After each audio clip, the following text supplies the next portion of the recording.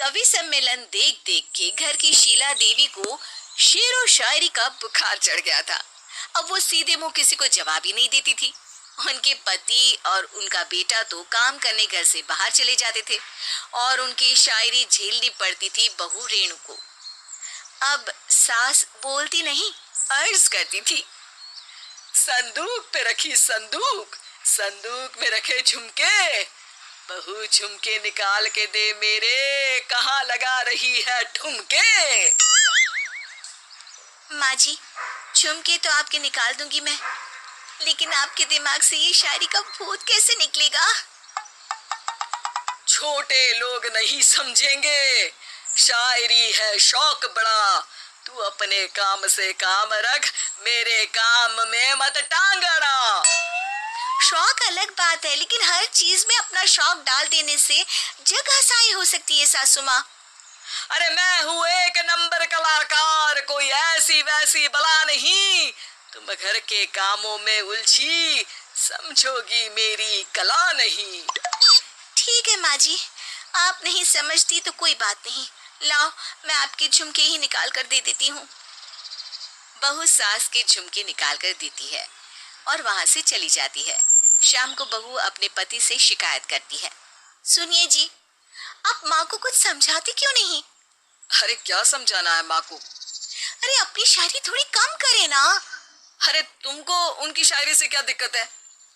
अरे मुझे नहीं, पर पड़ोस में सब लोग हंसते हैं, कहते हैं बुढ़ापे में लोग सठिया जाते हैं, लेकिन शीला जी तो शायर हो गई हैं। अरे लोगों का काम है कहना, लोगों की बातों का क्या टेंशन लेना। अरे वाह, मैंने भी शेर कह दिया, वाह वाह वाह वाह। देख लो, तुमसे किसी ने कहा नहीं और तुम्हारे सामने कोई माँ की बुराई नहीं करता तो तुमको फर्क नहीं पड़ रहा। अरे तुम खामखा की बात का बतंगड़ बना रही हो। चलो चाय बना कर ले आओ मेरे लिए, साथ पियेंगे, कोई ढंग की बातें करेंगे। रेणु चाय बनाने लगती है। पहले वो अपने पति को चाय देती है, फिर सास को और आखिर में अपने ससुर को। लेकिन वो देखती है कि ससुर जी कुछ परेशान से हैं। क्या हुआ ससुर जी, कोई बात हो गई है क्या? अरे तेरी सास बात बात पे शायरी करती है। कल मैंने पूछा कि खाना खाया तो तेरी सास ने क्या जवाब दिया पता है? अरे गलती की और आरोपी ने कोड़े खा लिए फटाफट, खाना तो नहीं पर पकोड़े खा लिए झटाझट। अब बता क्या जवाब दूं इस बात का? वो तो सभी से शायरी में ही बात कर रही हैं, मुझे भी समझ में नहीं आता कि क्या करूं मैं। बेटा उसको उसी की भाषा में जवाब देना पड़ेगा। मैं तो आम बातचीत में भी उसके सामने कुछ नहीं बोल पाता, शायरी में क्या बोलूंगा भला। ससुर ने जैसे ही कहा कि उसको उसी की भाषा में जवाब देना पड़ेगा, बहू को ये बात जच गई। अगले ही दिन वो शायरी की कुछ किताबें लेकर आई और शायरी की प्रैक्टिस करने लगी ताकि सास को उन्हीं की भाषा में जवाब दे सके। उसने दिन रात एक कर दिए। एक दिन सब साथ में बैठकर टीवी देख रहे थे, तभी रेणु सबके लिए बिरयानी बनाकर लाती है, लेकिन सास को बिरयानी भाती नहीं। कौवा करता काऊ काऊ, चिड़िया बोलती ची ची, इतना खराब बिरयानी बनाई है कि मुंह से निकले छी छी।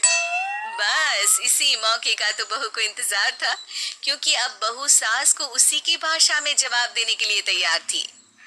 माँ जी हमको अपनी ये बेकार शायरी ना सुनाइए, जैसी भी बनी है बिरयानी चुपचाप खाइए। ससुर जी और रेणु के पति ने रेणु का जवाब सुनते ही जोर से ताली बजाई और सास ने जब रेणु का शायराना जवाब सुना तो उनके गले में बिरयानी अटक गई।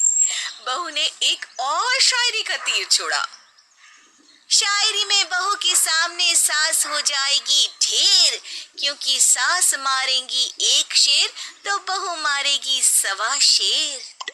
सास को छोड़ के सब वाह वाह करने लगते हैं। आज पहली बार सास को नहले पे दहला मिला था और रेणु ने सास का मुंह चुप करा दिया था।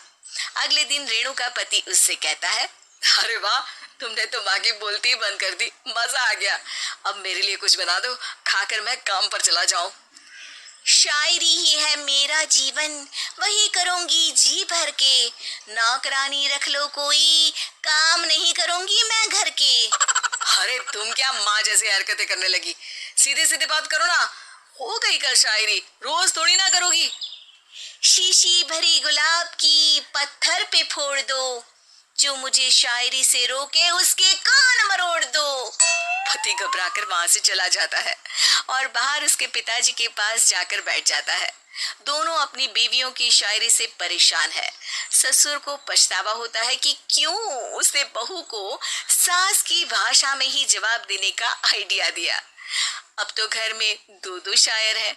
दोनों एक साथ दुखी स्वर में कहते हैं, हम दोनों की ही बीवियां जब से शायर हो गई है, क्या बताएं, जिंदगी एक फटा हुआ टायर हो गई है।